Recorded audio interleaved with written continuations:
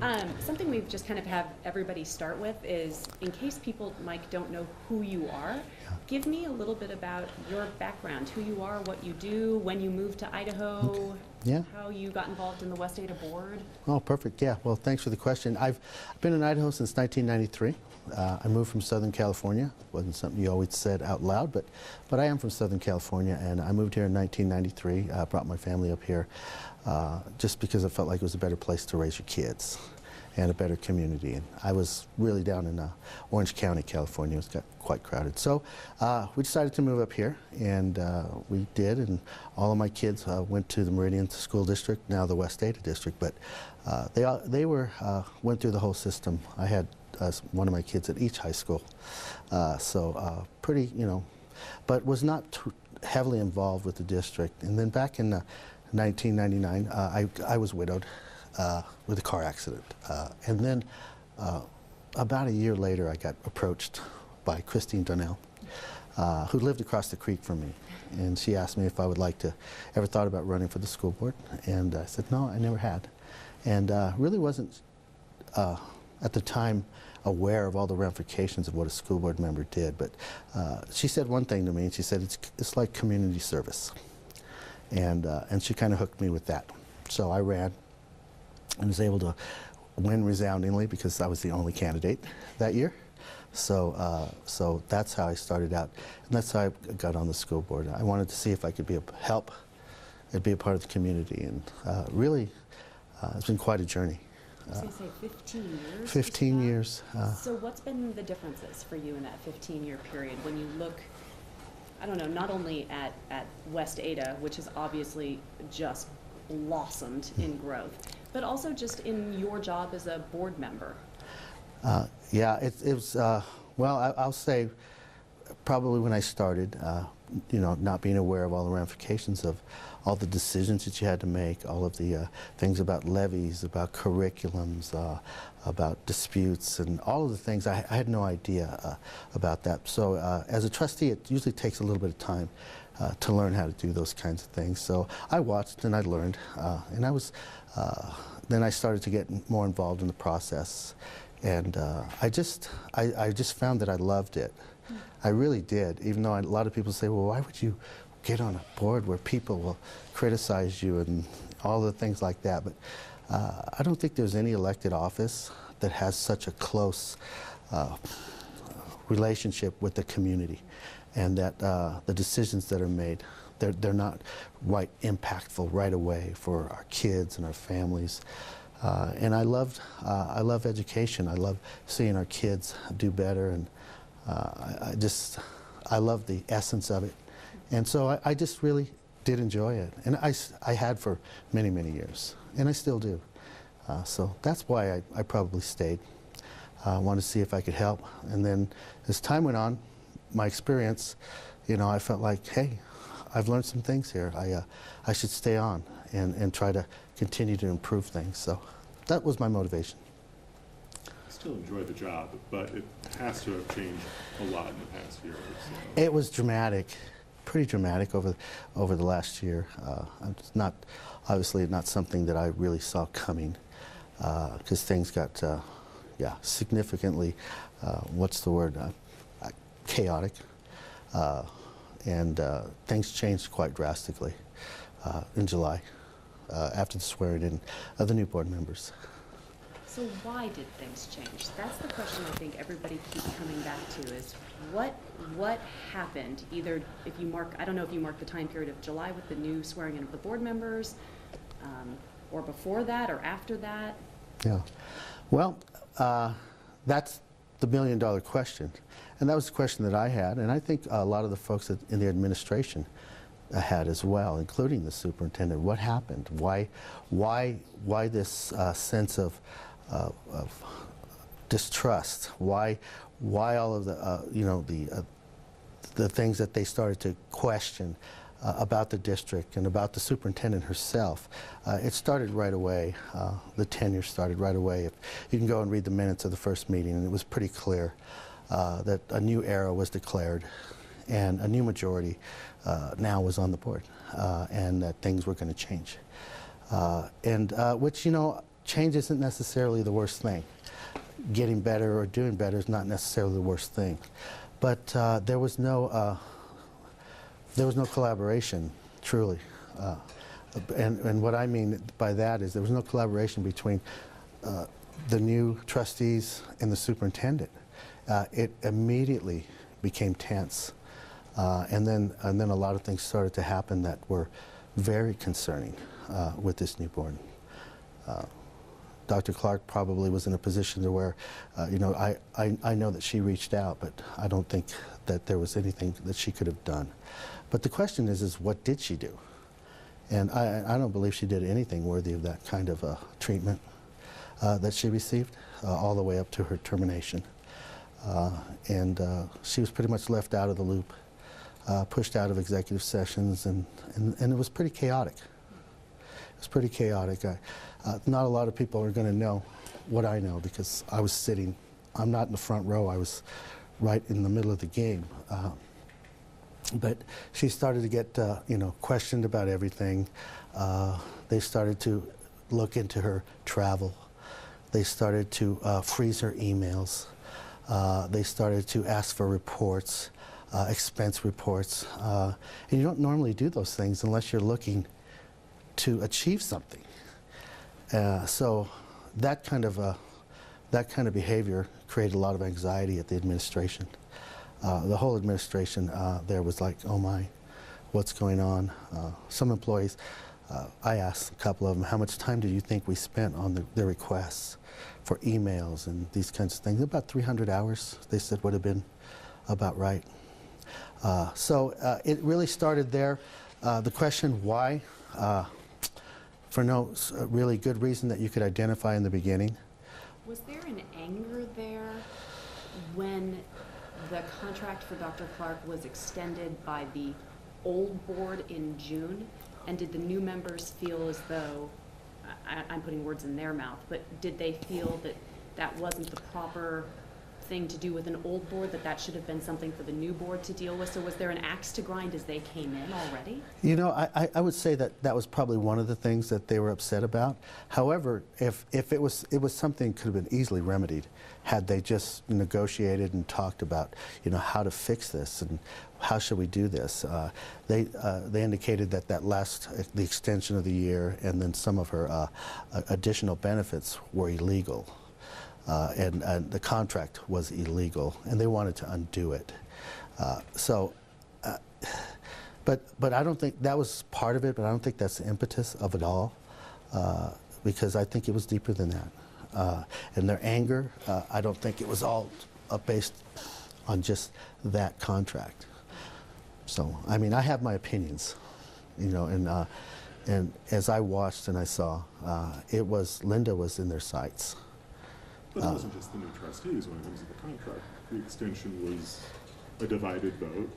Tina Dean and Carol Sales opposed it. So yeah, and so. So it's not accurate to put this all on the change in July and the new trustees. No, actually, part of the change probably started before then. I think it started 2 cycles ago. It started with in the last election before that, with Sales and.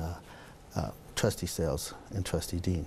How do you say that? Like, what makes you say that? I felt like, and people are going to be probably taken back by this, but I just think it's true. I believe they had more of a union leaning. They had more of a union leaning kind of a sense. They were pretty pro-union and heavy union. And I began to see that over the period of time. And but, you know, as we went through the first 2 years, it was, if you go back and look at the minutes, it was usually a 3-2 on different types of decisions that were made and employee types of decisions and things like that. It was difficult then, but there wasn't a majority at the time. And so when the new trustees came in, then the proclamation was made by Trustee Jokey that there is a new majority now. So, and I believe that they have union leanings, and I'm not an anti-union. We've had teachers on the board, we've had administrators on the board, and they've worked well. But this was different. This was a different kind of a scenario.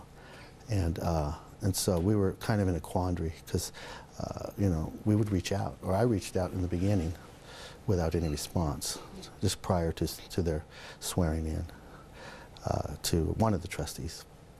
And then it all started to happen. And it started cascading from there. In your opinion, is this something that's happening across school boards in the state when it Yeah. comes to the unions, or do you think West Ada was singled out? No, actually, I believe that the unions, they indicated in a Statesman story that they were involved in eight races.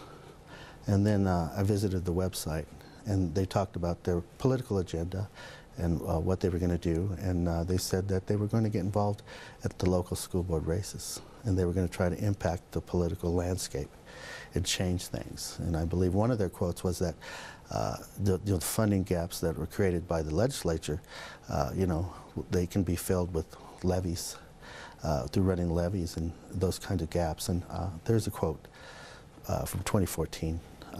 So I believe they were involved, and it's their absolute right to be involved. They could be involved completely, but they just wouldn't say where they were involved or how they were involved. And I believe West Ada probably was in their sights.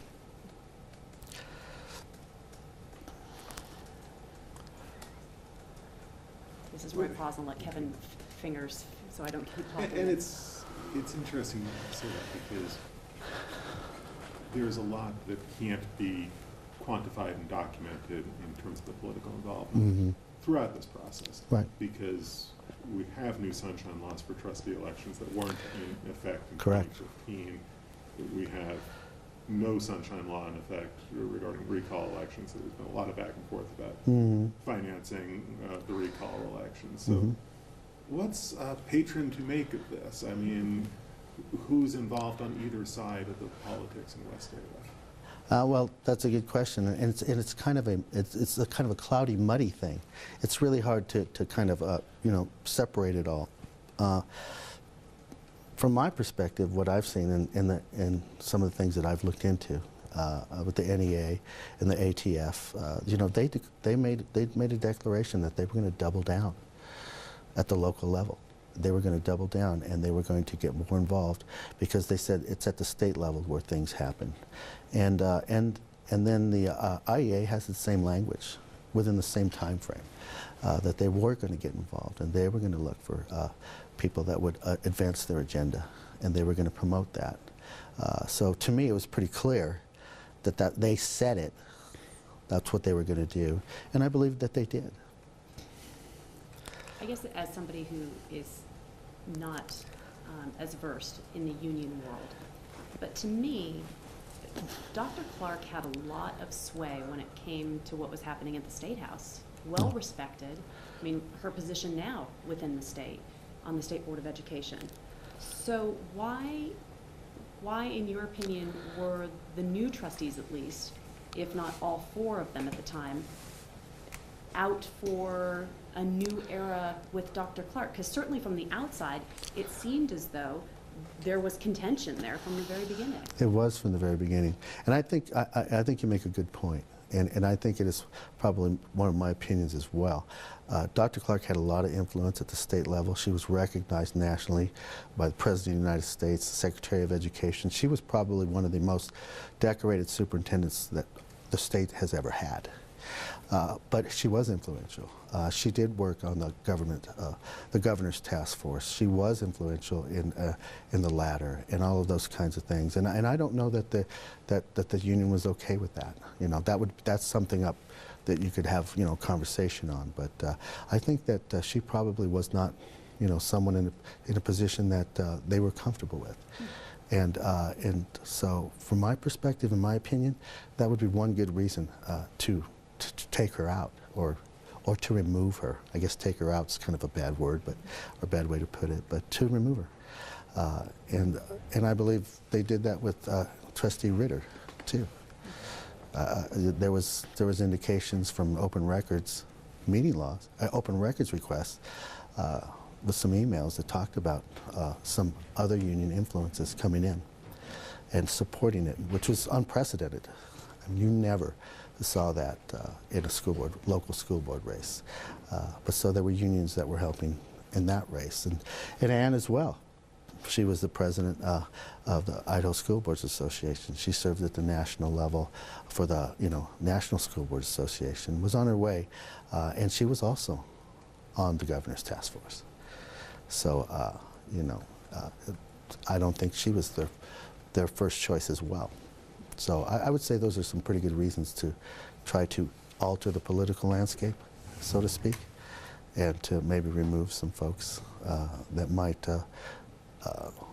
not be as leaning toward their end desires.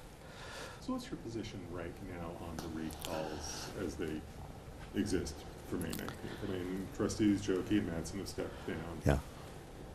Do you still support the recalls of being in sales? I do. I do.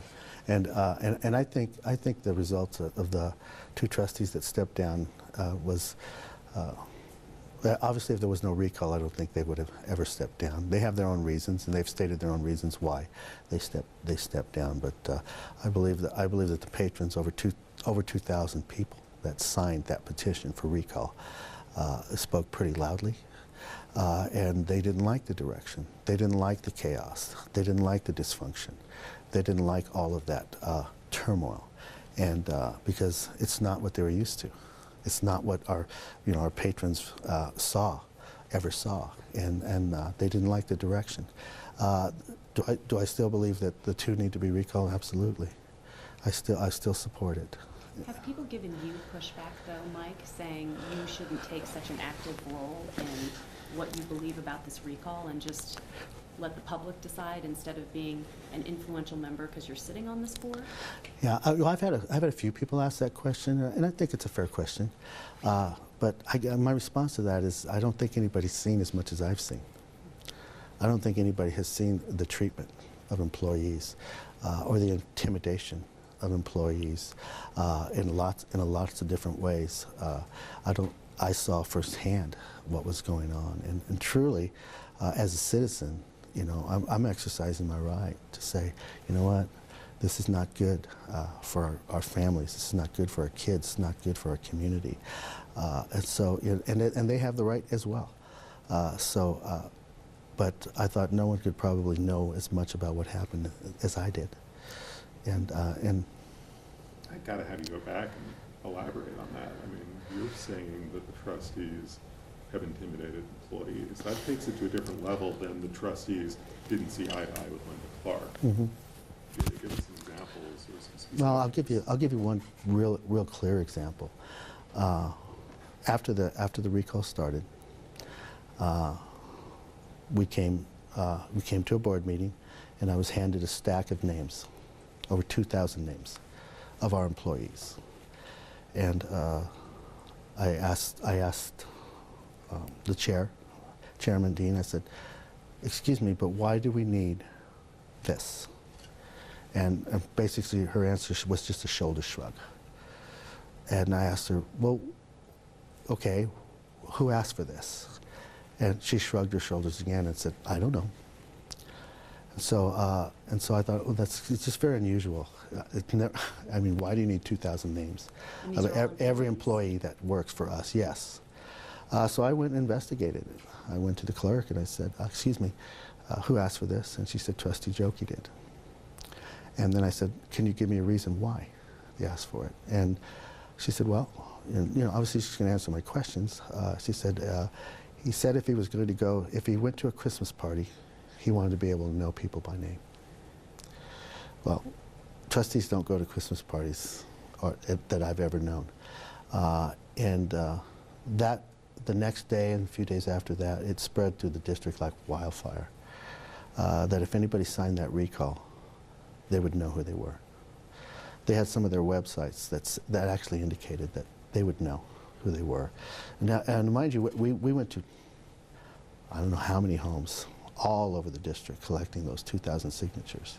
And we did run into employees time and time again. And several of them that were supportive of said, "I can't sign because they'll find me. They'll be able to check my name and cross-reference my name." It was, to me, an intimidation. It was veiled with some kind of, oh, I wanted to go to a Christmas party kind of a answer. But they were checked, and people were afraid. And I mean, it was almost comical, but one man was signing the recall, and his wife said, "Who is that?" And he told her, and he was signing it, and she screamed out, "Don't sign that. I work for the district. They'll find me." So it was pretty clear. I have the list. The spouse of an employee. This was the spouse of an employee who was signing, and the other employee from in just, yeah. And so it was, to me, I guess this is my opinion, you could take it how you want, but it was pretty intimidating. And it really did work. A lot of our employees who probably wanted to sign didn't, but I think they'll be able to vote at the polls.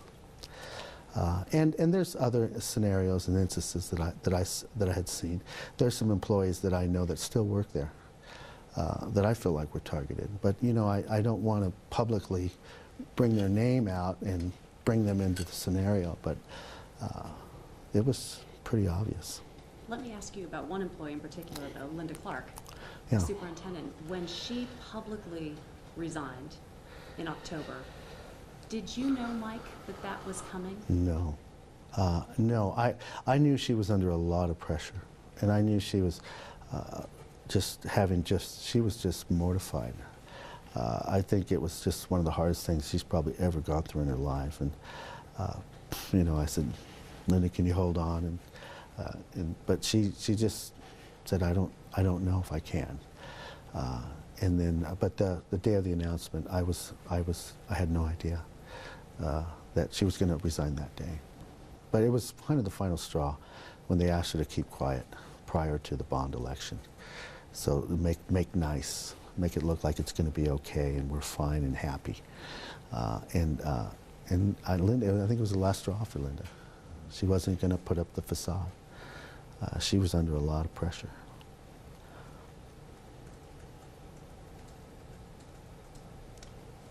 Ask you a little bit about the process that then led you to hire Superintendent Reynolds.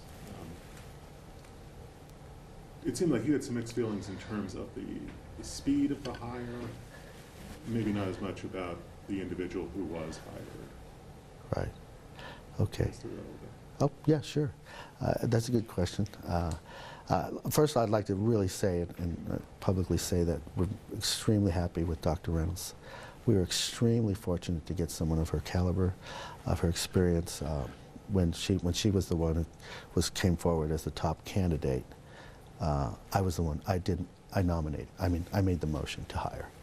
I noticed in voting it was unanimous, which hadn't been the case for That hadn't been the case votes. for most of the vote. But your question, let me understand your question. But the process and the speed in which they did it and how it happened. It seemed like you had reservations as it was going. I did. It seemed to be going too quickly, though. Yeah, well, I did, and I think my reservations were pretty much justified. The board began to do a superintendent search, but the board decided to do their own superintendent search, and where there's like the Idaho School Board Association has a very intensive process for superintendent searches. They have, pools of people for superintendent search. But the board, and I made mention to the board, I said, we should go through ISBA and they'll help us do that. Well, they didn't want to do that. They wanted to do their own search. And yet, I don't know really any of us that were that, had the experience to do that.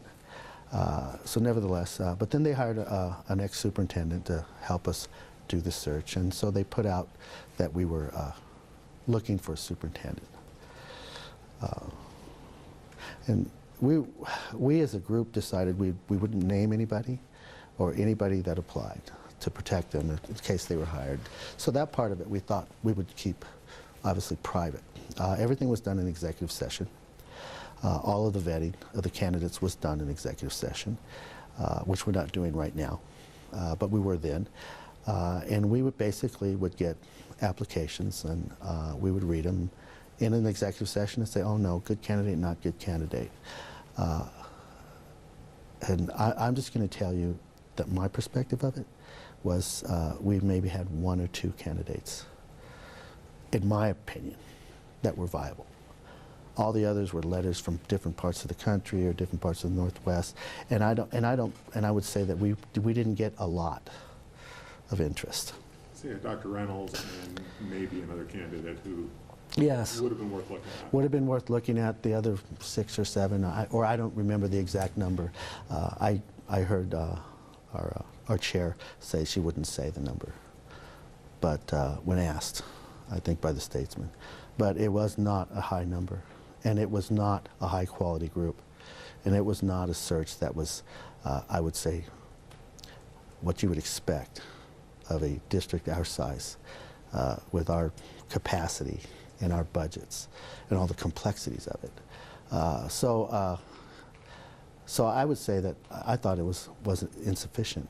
I didn't think it was done properly. But I will also say that we were lucky. Dr. Reynolds was retired. She was in a position to come. And I felt like she was a calming part of the puzzle to help kind of ease the tensions that were, pretty high.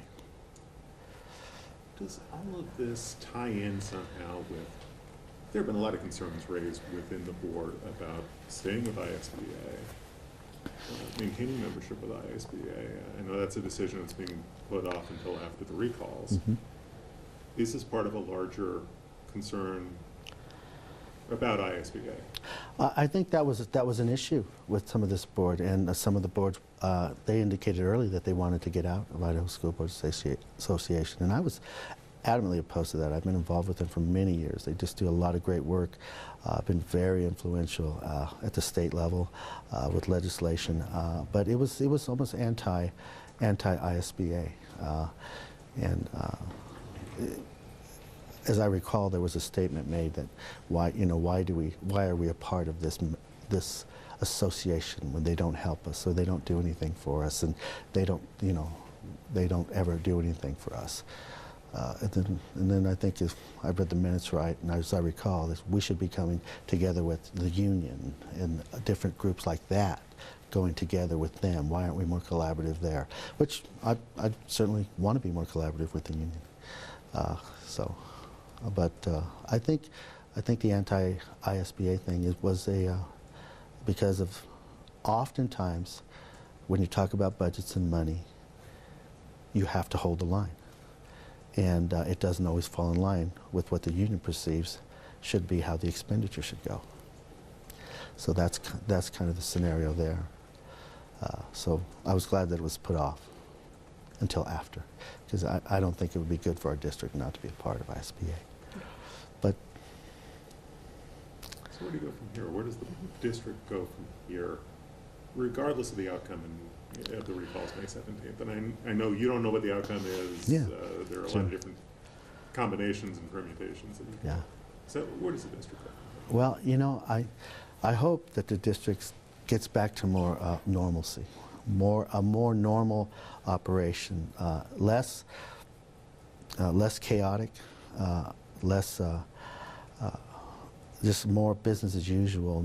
Not that we don't try to get better, but that we have more of a calm, and our employees feel confident.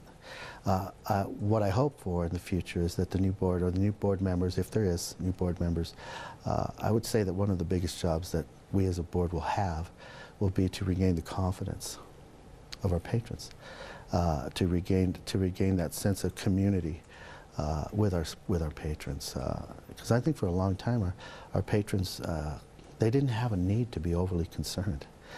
We were successful in so many different ways, with offerings and all the things that we have, and one of the top in the state. But so I think moving forward, I hope that we can regain the confidence of our patrons. I hope we'll be less, what's the word, lightning rod. I hope that we won't be the one must-see TV for education.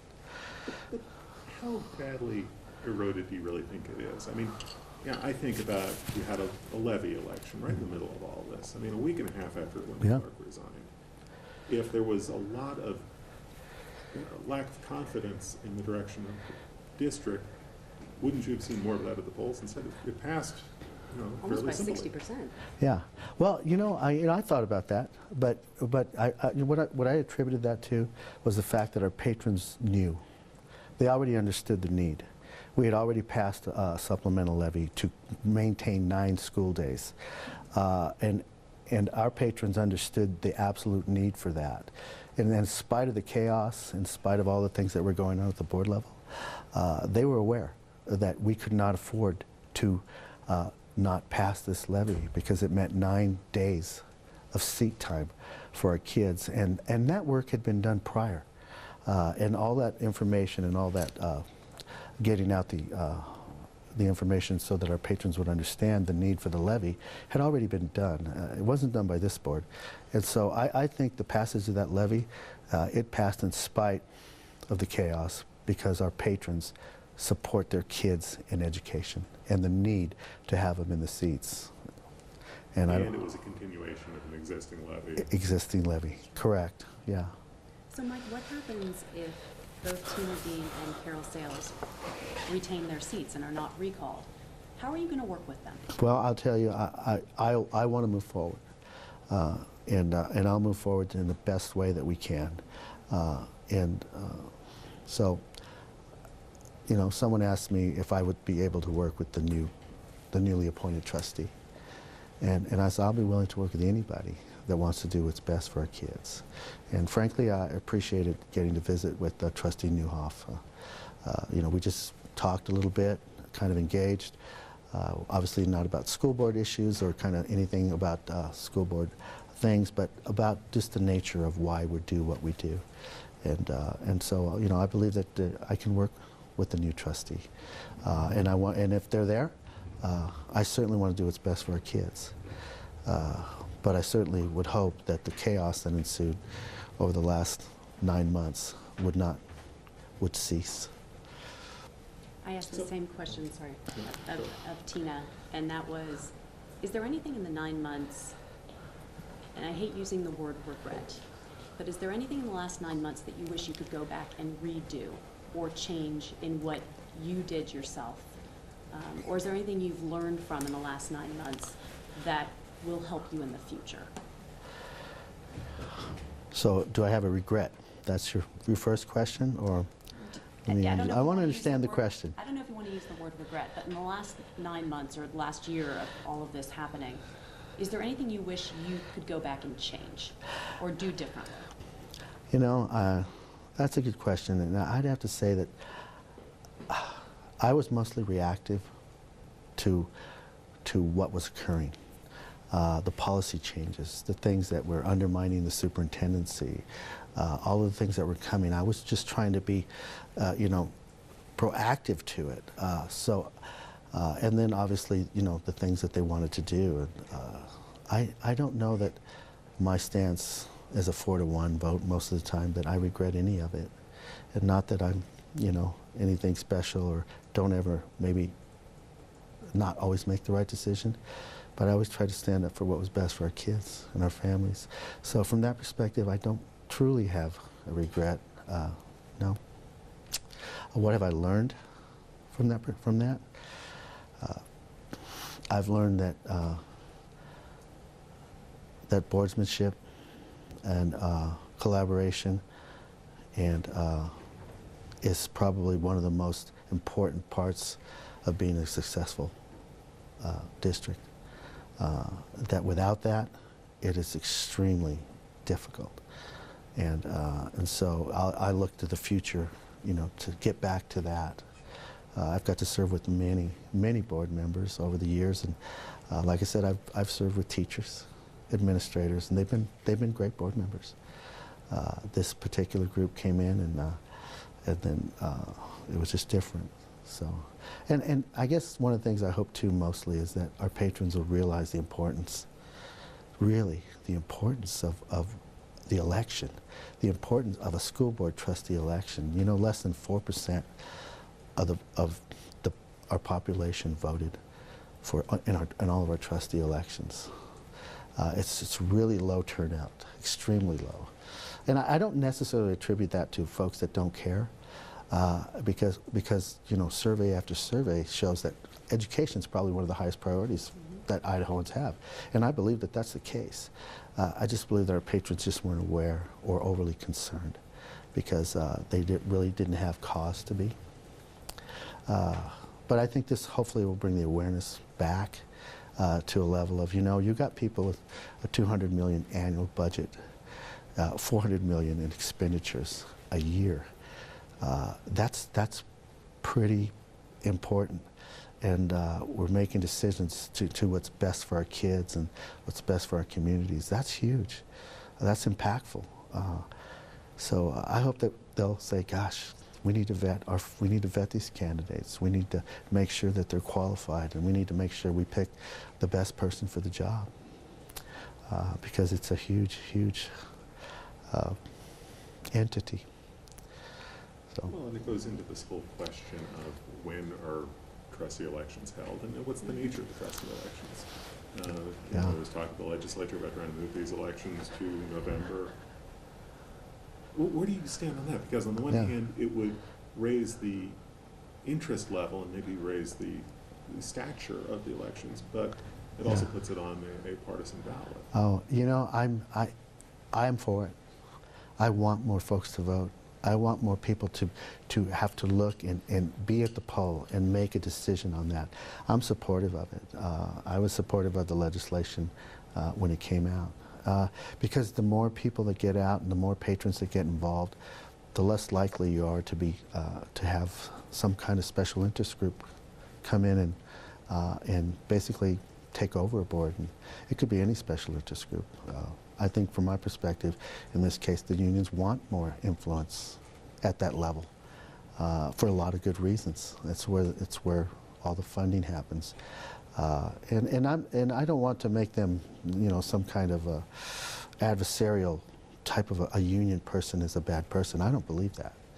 I believe union, you know, the right to be in a union is their right, anyone's right. I just don't appreciate if they have an agenda. And I wouldn't appreciate any kind of special interest group that came in with an agenda, no matter where. So to me, the more people that get out to vote, the better. I really believe that. And the less likely you are to have any special interest group come in and potentially... And where would that put you on in terms of, well, the Sunshine Law as it pertains to trustees, that's about to be like a in effect next year, but what about extending the Sunshine Law to recall elections, bond issue, levy elections? I guess that's something for the legislature to talk about, but let me just, I'd like to kind of maybe clear the air or clear the question. I had seen, and we had seen, a lot of intimidation. And I had seen patrons that were actually, you know, got emails and they were intimidated during this process. Entities like some of the boosters were intimidated during the recall process.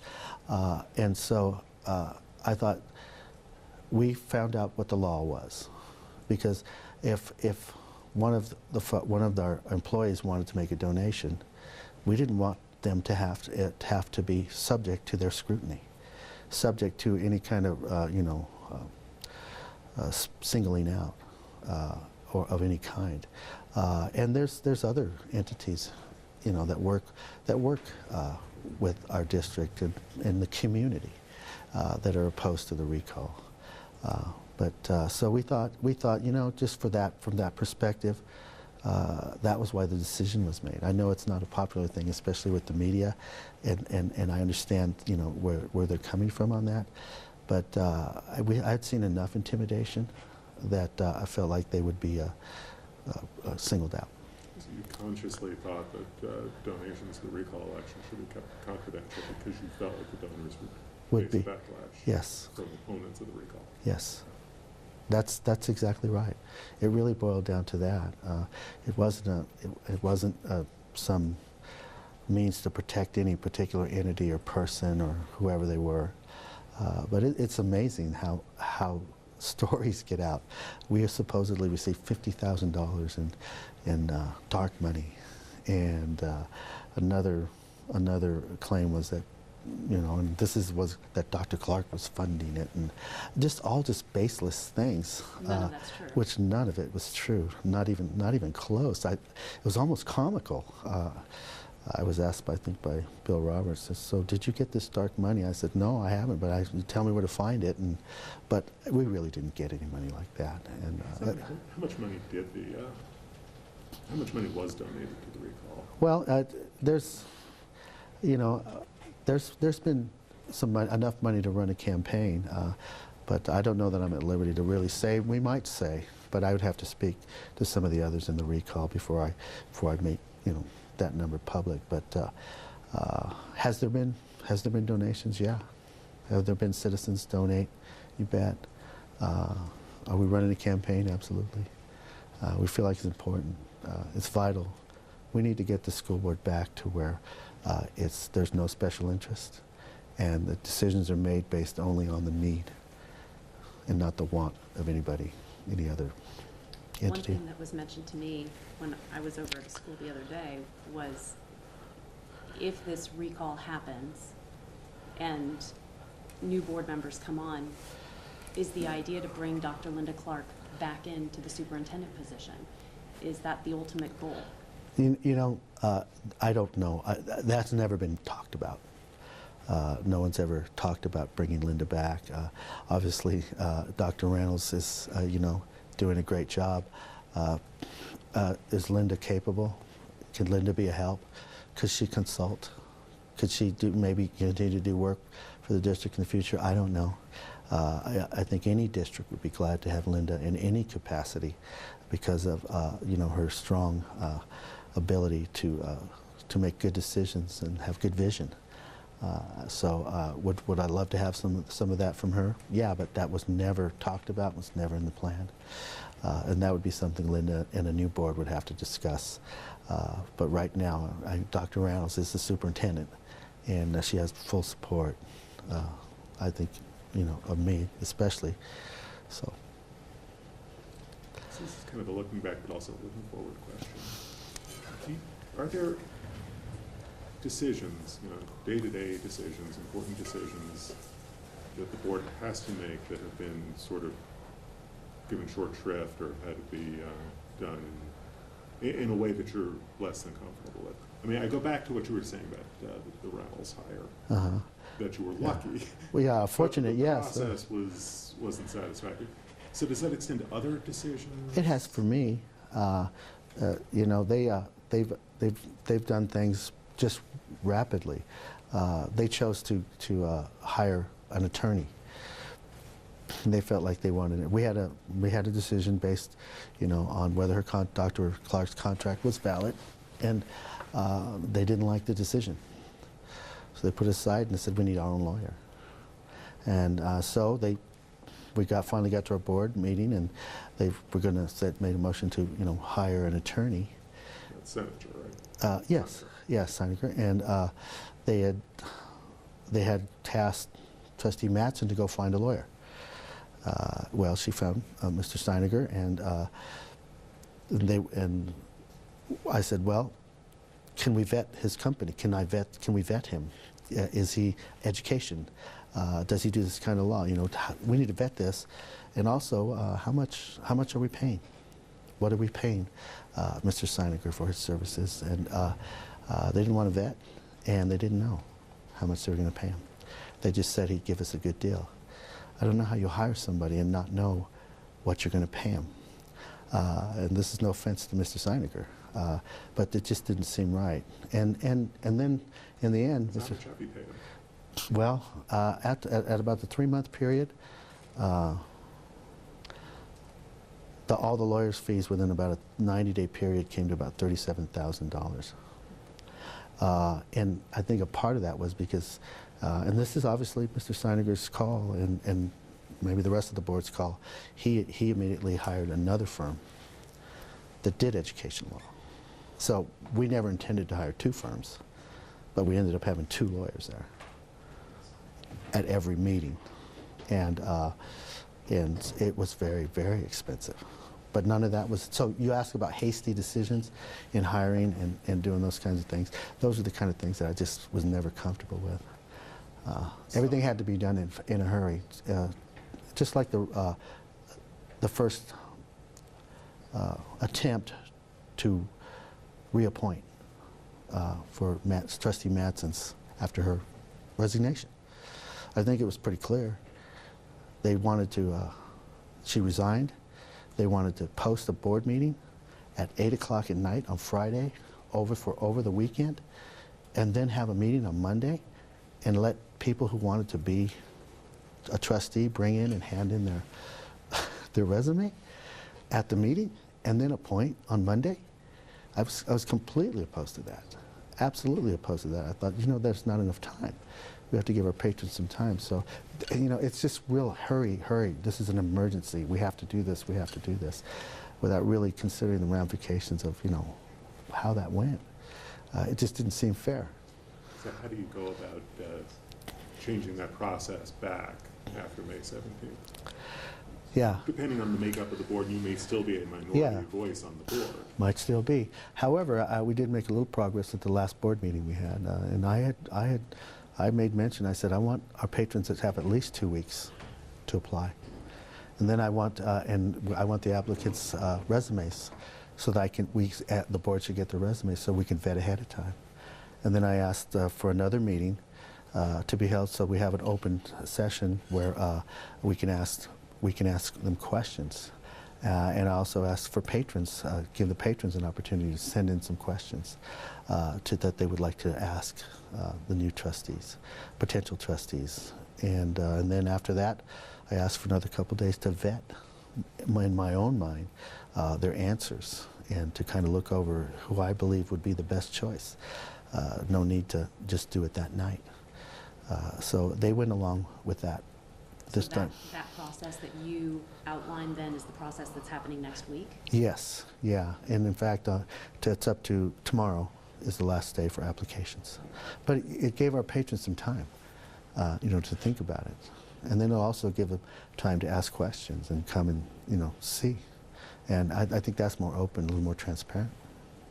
So, yeah. So while we're on conspiracy theories, since I asked you the Linda Clark question about her coming back to be superintendent, the other conspiracy theory, or rumor, if you will, that goes around the schools like wildfire, is that board members would step down in order to put their own replacements before the recall. Do you think that's happened? Well, I think the scenario I just told you about the process, that they were going to post on Friday night, appoint on Monday night, I believe, yeah. However, it doesn't mean that the new trustee is not going to be capable, can work with the district, and has a mind to do what's the best. Probably so. I'm going to give the benefit of the doubt. I believe that he will, and that's my hope.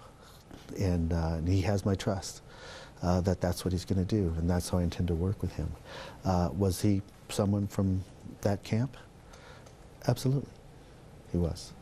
And I don't think anybody will deny that, including our new trustee. But again, I don't want to take away from the fact that he needs an opportunity to do what he feels is the best for our kids. And I believe him when he said that's what he wants to do.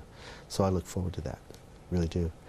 But yeah, the cascading kind of resignation was something that was very plausible.